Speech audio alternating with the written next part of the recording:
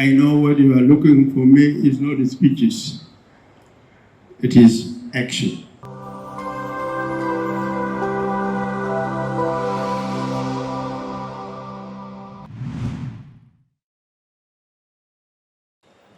Director General of Prison is here, and we called this morning before we could come here. I had actually called him and informed him that me and my deputy will come to the prison to see for ourselves for the first time what is going on there. And we are not going to do it alone. And this is an opportunity also to inform Honorable Minister of Justice that we intend to go to the prison, including you yourself. What I will request from the prison authorities is to make a clear record, differentiate those who are convicted and remand, whatever their cases are, and what level, according to their warrant, that actually authorize you to detain them. We'd like to see that record because that is what is going to help us plan how we could proceed and help you as you told us. So please, tell us how much time you need to organize it the way I have said it. You really need to do it quickly so that we have a look at it. The Inspector General of Police has gone, but I was going to raise to him the question of court police, which Justice Lako has talked about. All these problems we are having are happening because some of the mechanisms which are responsible to run those units are dormant. So we'd like to reactivate and proceed together, as Justice Lako put it. Now, having said that, I come to the bullet point, and after having thanked my colleague Sharaj and Justice Bedwich, I say first, I thank God and General Salva Kiir Mayardit, President of the Republic of South Sudan, for giving me the opportunity to serve our country at this point in time in the position of Chief Justice. I want to thank colleagues, justices, judges, and all the employees in the judiciary, from kafir to farashin, to cleaners and messengers, for welcoming us, myself,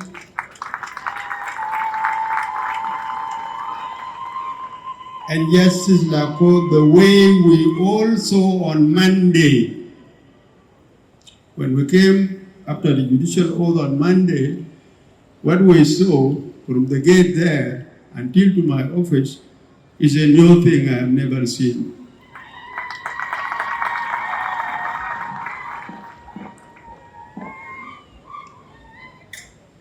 And as a way of appreciation, we actually saw to it that we greeted everybody. We also have the members of the Bar Association line up in these premises to welcome us from the gate up to the office. We are very grateful for this spirit of solidarity, and it is important for us to mention it. Secondly, and I want to say, if there is a meaning that kind of welcoming, it is one word: change.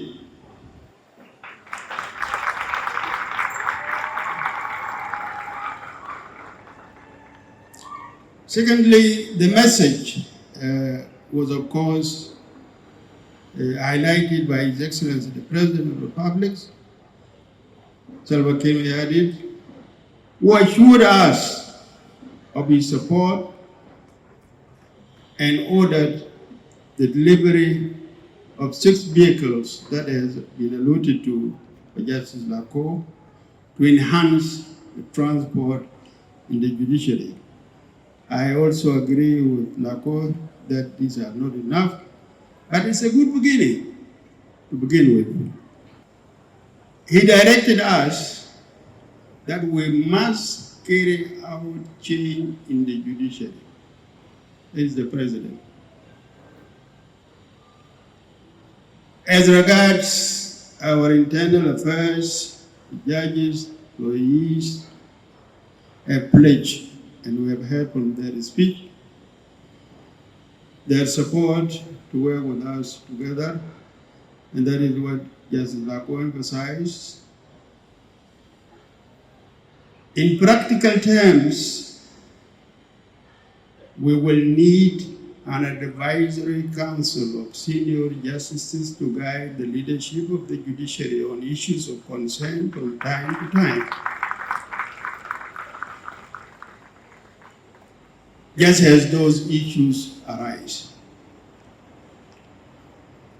We will conduct meetings at appropriate times with justices of Supreme Court, Court of Appeal, all the judges, inclusive, all levels, at the headquarters, including court supporting staff. We'll sit down and discuss these matters and plan together what are the challenges, how to go about them, so that when we come down to sit to resolve them, we should, all of us, march together. His Excellency, the President, clearly directed that political interference in the judiciary must stop.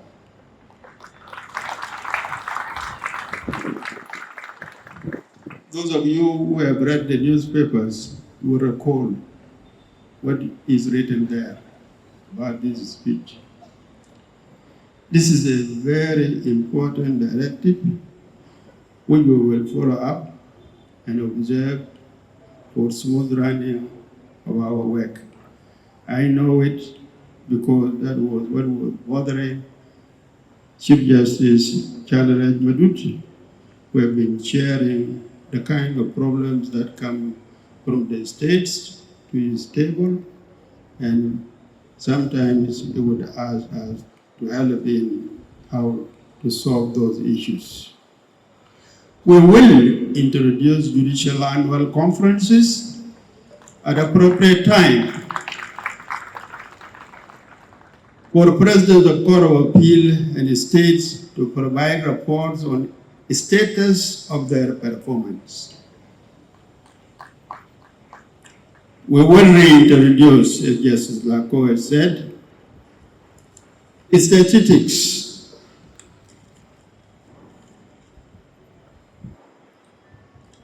for judges to showcase their judicial performance and capacity.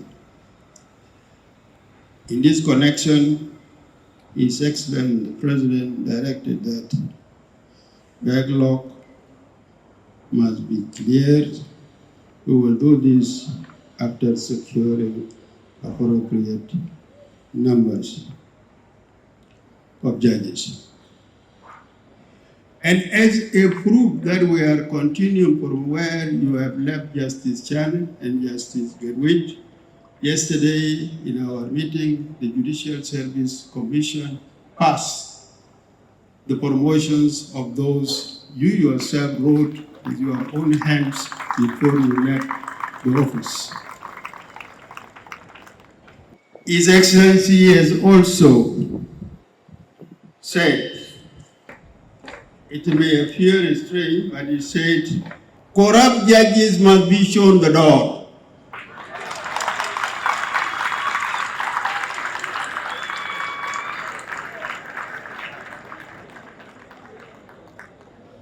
and of course, after due process of law.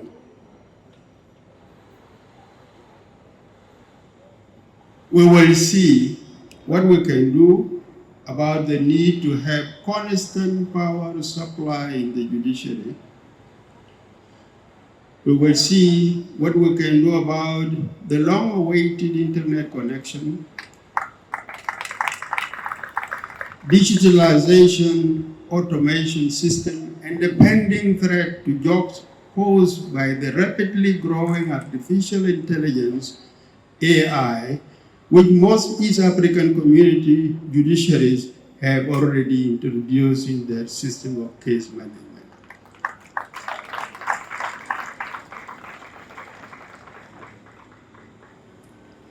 We have, in terms of asking for cooperation of the employees of the judiciary, that is the non-judicial staff, we have clear issues with hygiene. Hygiene. I'm sorry to say this, but I must say, hygiene. Stray dogs are littering within the premises of the judiciary. Littering around in the court premises, some of them fall sick, they die even in corners inside the judiciary and the verandas, causing terrible smell for weeks. And I'm asking all the employees to take care of hygiene in the court premises as they do exactly in their own houses.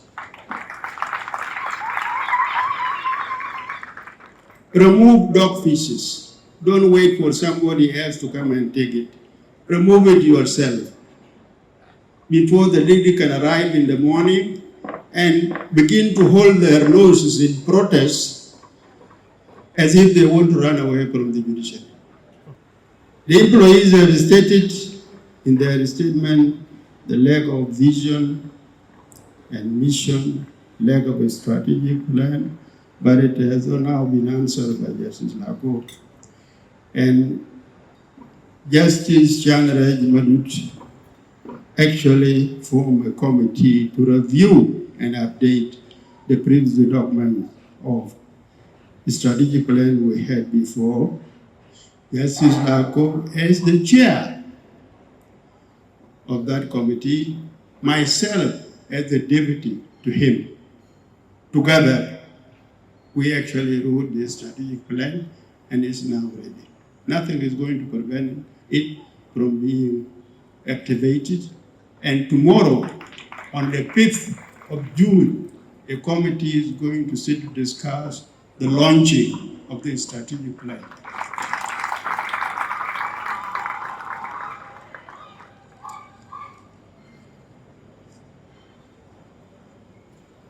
And so the vision, according to that strategic plan, is an independent judiciary that delivers justice for all. That is the vision. Short, memorable, you can easily remember it. This is what you will have to keep in mind, you, employees of judiciary, so that when we ask you, what is our vision, you have to sing it.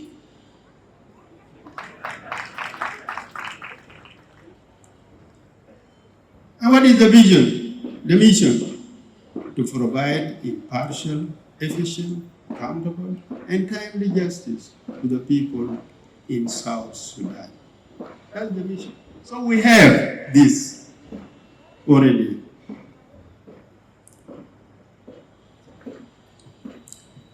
I want to take this opportunity to thank UNMISS for their support. They helped us while we were actually factoring in the government our needs as we feel them in the judiciary, as members concerned in the judiciary. UNMISS provided the technical aspect of it, the funding of it, and they have accepted to print copies from this strategic plan, and also accepted to bring judges from the states to come and witness the launching. We thank them for this good work. And they have already promised, Sam was here, and he promised that it will be with the judiciary. So we can say change is inevitable, as they say, and we all know. So to all the employees of the judiciary, I say, as we introduce changes, please implement your promise of welcoming us with open arms and open hearts, as you said in your speeches. This is important so that we work together. I know what you are looking for me is not speeches, it is action. Thank you.